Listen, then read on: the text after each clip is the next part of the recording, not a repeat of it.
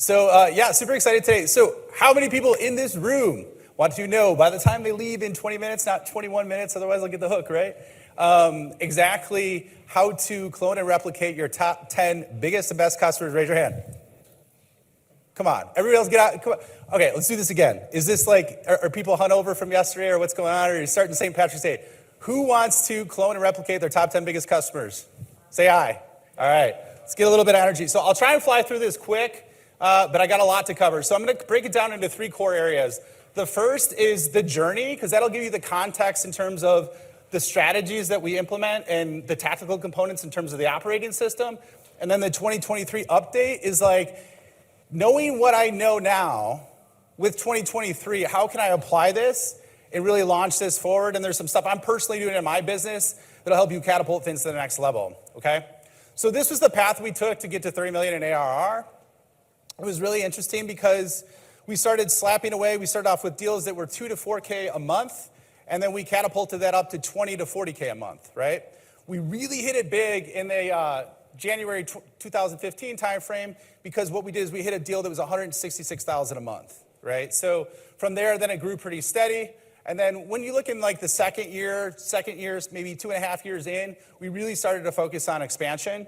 And so we started to add big chunks of revenue through expansion because once we got into those big customers, that was one of the things that rolled really easy. So that just gives you some context of that. So I'll break through each one of these stages. How many people are on the 0 to 3 million stage? Raise your hand. Okay. How many people are on the $3 to $10 million stage? Raise your hand. Okay. Do we have anybody from 10 to 30? All right. So we got a little bit of each flavor in here. All right. So basically this journey started for me out of failure. Right? Not failure of execution, but failure of leadership. So what happened was, this was my first really core leadership job. And so what happened was, I basically was failing as a leader while getting results. So we were constantly achieving, but I was a dick to work for, to put it frankly, right? I probably shouldn't have said that word, but whatever, we're all adults here. So people did not like me. So I got promoted, or demoted, I should say, that turned into a promotion. And they're like, Ryan, we want to move up market. Your team hates you. You need to start all over. Basically, that was the long story short, right?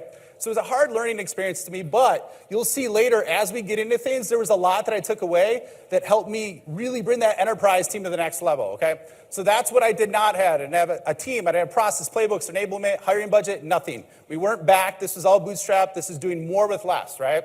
But what I did have is I had autonomy. I had executive support. And the other thing is I didn't have any people to execute this for me. So basically, I had existing reps that would allocate 20 to 30% of their focus, time, and energy on going this. So I not only had to get them results, but I had to get them to really like me again as well. So it was like kind of a double thing, okay? And so this is the exact process that we took. So if you look at it, Snowflake is up here. This is actually the wrong logo. This should be Vista Equity. Vista Equity actually uses a process called they don't name the process, but essentially what they do is they're a $90 billion fund, and they take companies that are $2 billion to $6 billion in 3 years, right? Snowflake has a similar process that they leverage. I use it at Flex Technology Group, which is a managed service for print and software.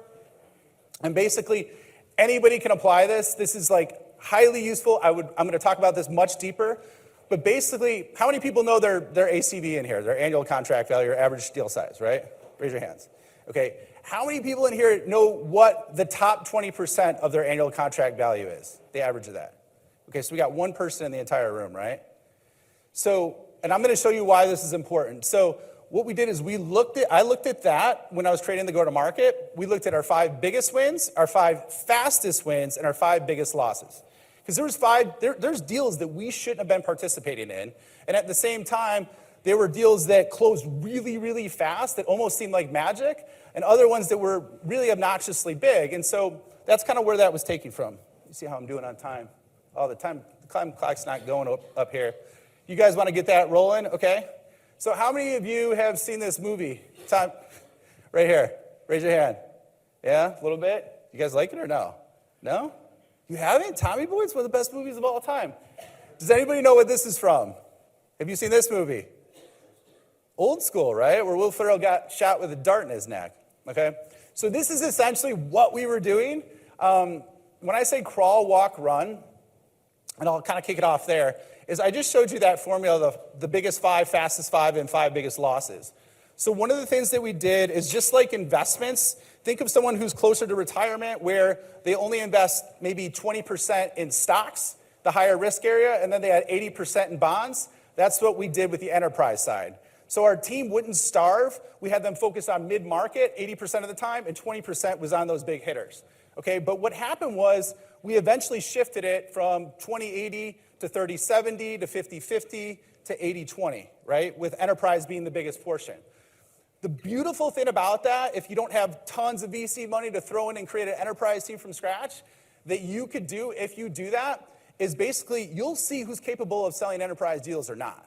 At the same time, you'll upskill your team without having to put a big investment in. And so it mitigated our risk, not just from a personnel perspective, but at the same time, a revenue perspective, because we still had those mid-sized deals coming in. And then next thing you know, we started getting these big hits on top of it. So it stacks really fast if you do that, okay? So the other thing that we had is these are 3 areas when we go from 3 to 10, right? So our comp plan was designed differently than all of our competitors. And how we did that is we paid them a chunk, half up front of the monthly cost, but then we had a residual payment, which is kind of unheard of. The reason why we did that is because once they started getting deals, they never wanted to leave, right? You know how much people turn over right now in the sales area? They never wanted to leave. Okay, so then what we did is we said yes as a team, and I really didn't describe what that is. I talked about the Will Ferrell picture, but essentially we would take, if there was a sales call, we would fly out to an opportunity. We went to Atlantic City and talked to Spencer's and Spirit Halloween stores. Have you guys ever heard of them at all? Spirit Halloween stores is like ridiculous. They do like $350 million a year with those pop-up stores. So anyways, what we did is we cherry-picked, and if we got opportunities, we would say we were in the neighborhood in Atlantic City and meet with a client that would accept our meeting in Nashville, right? That was in the area, right? So we started doing that as a team and really cherry-picked the best of the best, because this is one of those things that is unscalable that we use to scale, right? Then the next thing is the David versus Goliath messaging, and it all comes back to lazy clients equal happy clients. And I'll walk through that on the next few slides. So essentially, and this is a writer downer, right? Because this is what I see the majority of the market doing. They're hitting result plus certainty of outcome. We deliver X amount of revenue. We save X amount of costs, right? These are how we prove that we do it. The thing that it's missing is really, really calling out how fast that time to value is. In addition, how little work and effort is needed, okay? So those 2 points are really, really critical. And here's a side-by-side example of that. So if you look at option one, this was a competitor that was a $42 billion company that we're competing against as like a $20 million company, right? We had the same basically pricing structure.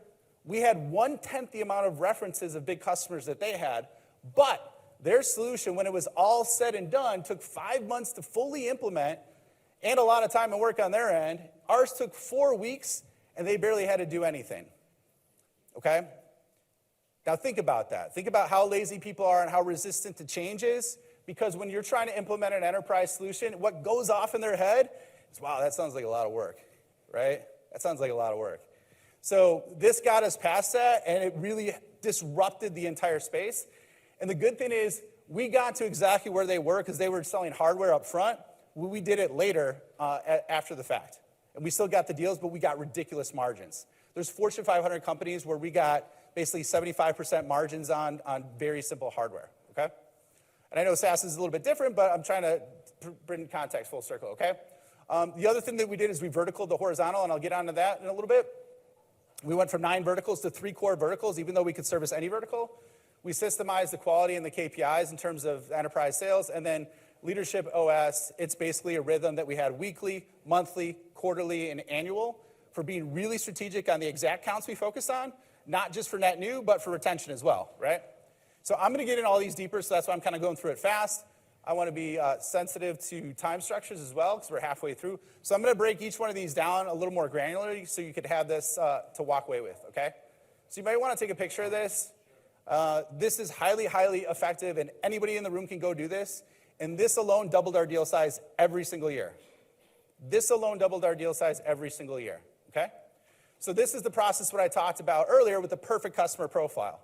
Okay, so, and I'm gonna show you what this means in numbers on the next slide. But what you're gonna find is when you look at your 5 biggest wins, fastest wins, and losses, you're gonna see weird patterns and outliers. That's the stuff you wanna pay attention to, okay? So like, for example, We found out in this situation, and this is actually a hypothetical situation, but it's relevant towards a company that we worked with. They did really good, not just in verticals, but in certain ownership structures. So this one was with publicly owned companies. Sometimes you find private equities better. Sometimes you find public. Sometimes it's private with no funding. Other things that are really interesting too are, like the time to close. Like looking at that, because if you could get $400,000 deals that close in 6 months versus other deals, then it's highly, highly important. We found that out, actually, it's funny. We had our biggest vertical was legal services. We had healthcare, we had manufacturing, we had retail. And one of the things that we found out is our largest deal size closed in 6 months, whereas other deals that were 1/5 the size closed in 9 to 10 months, right? But if you don't pay attention to that speed factor, you're going to lose on that. And it compounds over your team, okay? So here's what it looks like with actual real numbers. So this was taken from an example where an organization had basically 12 different verticals they worked in because they had a horizontal solution, right? Their enablement was the same, their focus was the same, their time and energy was the same with their sales team. In this situation on the top is the last 12 months, they had 84% of their revenue through 3 core verticals. Why would you focus on those other 9 the same amount of effort? It's insanity, isn't it? All right? Then you look at their LTV over the last 3 years. They had 4 different verticals that came up with 75% of their LTV. I encourage you, take the time to do it. It'll take about a couple of hours. The insights you get from this are amazing, but you got to do it every year. You got to do it every year because the market changes, okay? So I asked at the beginning, and one person knew this, what the top 20% of your average contract value is, or average contract value of the top 20% of your customers. This is taken from a real example. They were at about 16,000 ACV overall. Their top 20% was 44,000. All right? What do you think happens if you only focus on this? Or you disproportionately focus on it? It goes up naturally. This is doing more with less in a really, really simple way, just by being aware of your data. Okay? All right. Are we doing on time? 7 minutes. Okay, cool. I'll bring it home. Okay, so remember how I told you I sucked as a leader? I didn't even use sucked. I used a different. You guys remember that, right? So on the top, this is where I learned. Half of basically the enterprise sales operating system that I created was based on making really happy reps. And like I would tell my family stories. My family's like, oh my God, are you their therapist? Right? Like, you know more about your reps than like I've ever known. Like, how do they share that stuff with you? They would tell me like when they were trying to get pregnant. They would tell me like when they're trying to save up for house, like all this stuff, right? So I focused really on that and aligned the personal goals that they had and the mission that they had with the company mission. And then down here, there's 4 concepts based in here. I talked about the perfect customer profile, right? So aligning that to a territory plan. But these are the areas that most organizations focus on. They focus on sales process and execution. Those are inward focus. That's like going out on a date for the first time and just talking about yourself the entire time, right? It's not going to end well, okay? These are the other 2 areas. This is the strategy component, right? So on average for an enterprise deal, you might have 10 to 12 different people making a decision or involved in the decision. So when you're looking at this, basically what this is looking at the business case, which is the logic, but broken down to the individual level. So, for example, how does a director get evaluated? What are their KPIs for their evaluation? What do they get promoted by? Understanding that for every layer of the cake, vertically and horizontally, and that's where the decision funnels are in, right? So that's the people component, and then basically the business case is more around the ROI, which everybody has, but it's integrating these 2 together and orchestrating how to coordinate the emotional priorities and the politics that big companies have that are ridiculous, right? And then cross-referencing those with the process and the execution. All right, so the other thing's event-led growth. I'll take it home with this. Basically, just like we have here, this is a really good strategy. And I was talking to you about this in the lobby, right? I was talking to somebody else about this one too. But one of the things with this is like events are great, but what I see is people go too broad with events, right? So in the enterprise space, there's specific niche events. Let's say, for example, if you look at the top, that's Chime, that's CIO, healthcare executives, and there's a group about the 800 biggest healthcare companies in the world meet once or twice a year, and basically you could sponsor it, and it's like $40,000, right? But that's 800 of the biggest healthcare companies in the world. So there's like these for all of them, right? The one thing that I don't see a lot of organizations doing that we did really well, besides being cost effective when we were doing this, is we would create relationships with the board members at those associations, right? And then we would get them as customers. And then the only reason why they got in at the board level is because they were the most connected people in that space. And so then they pushed this out to everybody else. So it's a big force multiplier, all right? So this is how we're going to do the 2023 update. I got 4 minutes, so I'll be quick. Podcast is a pipeline, okay? Everybody pull your phone out. Pull it out, pull it out. Okay? You guys do have Apple or Spotify? Type in the Scale Up Show. Just download an episode. Follow it for a second. The one thing that you'll see there is you can literally interview those perfect customers that I told you about in a podcast format. They love meeting with you, right? This happened to me on accident. I started interviewing prospects, and then what happened is they were like, hey, Ryan, so what exactly do you do, right? How do you do what you do? And it was like pandemic golfing, because I created a relationship and I created value for them before I asked for one single thing from them, right? So then what happened is a lot of these started converting into pipeline. And so, and then what happened was this, I had a founder actually ask me, like, Ryan, can you help me set this up? And I'm like, sure, no problem. She got literally $500,000 and then $1 million shortly after of pipeline before her show even launched. How sick is that, right? 500K in pipeline before it even launched, and then $1 million shortly after. And she got access to people at billion-dollar companies. Do you know why? It's because it's built on human nature, right? People love to promote themselves, promote their brand, and if you're giving them a vehicle to do that, they love you for it, right? The other thing is you can create a content flywheel very cost effectively across social. You can do TikTok shorts. A lot of this is just basically, it creates a massive amount of effect. So basically think of it this way. You have your high ACV deals here that you get through the podcast. And then what you do is from listeners, you get PLG growth of people streaming towards you, right? So that's one. This is another one. I see this all the time with SaaS founders I work with. How many companies in here have over 50 customers? How many have over 100? Keep your hands raised. 200, 300, 400, 500. Oh, wow. We got some big ones. Okay, some great candidates in here. So one of the things that I see a lot of folks missing, this is a huge opportunity. Does anybody know what the difference is with close rates with an upsell or expansion deal versus a net new deal? It's like, what is it? 30% Yeah, it could be, well, right? It'd be like 15 to 30, depending on how big the deal is, all the way to like 40 or 70, right, on existing. So what's happening now is 9 out of 10 people are starting basically asking other people what they should do and asking from a reference from one of their colleagues anyways. They're asking for a referral. So why not leverage what they're already doing and systemize it? Instead of waiting for inbound referrals to come in, systemize customer to prospect referrals just like you would an upsell and incorporate it into QBRs or incorporate it into the business. And there's 3 points where you could hit this, right? Up top, you got the perfect customer profile. You got the pathways, which are the incentives, peaks of process. Think of that as the emotional peaks that someone has when they're buying. They go through the honeymoon period when they buy, or at the same time, once they get a big result, right? That's the timing. And then you got the playbooks, like what to say, when to say it, who to say it to, okay? Then you have old customers that basically go to new companies. I've seen deals like $500,000 close in weeks because they had the experience, they already know it. Then you got existing customers and then net new logos, right? So I got 38 seconds left, I'm almost done, right? And then you got 3 different areas, internal, external, and fraternal. So anyways, AI has been the talk. I've talked to a lot of founders while I'm here, and the number one use case I see a lot using is more internal. There's massive use cases for leveraging this external, right?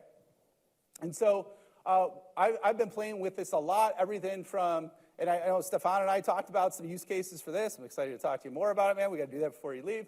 But anyways, there's all these different use cases where you could leverage this from an outbound perspective, or you could leverage this. You could even ask ChatGPT for what are the worst reviews that my top 3 competitors have, put it out in bulleted format, create a sequence for it, and then you could send that messaging out to get people's attention. It's wild, right?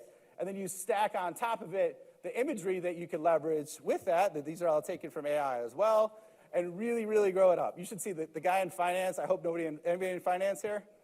It's like an overweight crocodile for finance. Supply chain was like a donkey. You know, I mean, some of these were pretty funny on it or whatever. So long story short, just by focusing on media, I made a change and I decided to make a commitment to form a media company as well for what I'm doing, and I encourage my clients to do the same thing because that's where everything's heading. We're going into the attention economy. There's more software. There's like projected maybe 17,000 different AI companies coming out this year. So it's going to get noisier and noisier with generic noise, and you got to find a way to cut through that. So long story short, that's the journey 0 to 30. And then we went the Adaptive Marketing Engine, Enterprise Sales OS, Event-Led Growth. And then these are things that I would seriously consider, if you haven't already, implementing in your stack right now, because specifically these deals close in half the amount of time at 150% of the conversion rate, so it's wild what happens. Podcast works well, and then on top of it for AI. If you guys want to, I know we're up on time. Oh, shoot, we got the in-between time. I'm starting to get the hook. Pritesh went a little long. One last thing. Just reach out and connect to me on LinkedIn. I'm Ryan Staley on LinkedIn. And if you want, I'll send you this deck. And at the same time, if you also want, there's a cheat guide I have for all the KPIs, all the emotions behind C-level executives across 7 C-level executives. I did all the AI work. I'll send you the link and you can grab that too. Thank you, Ryan.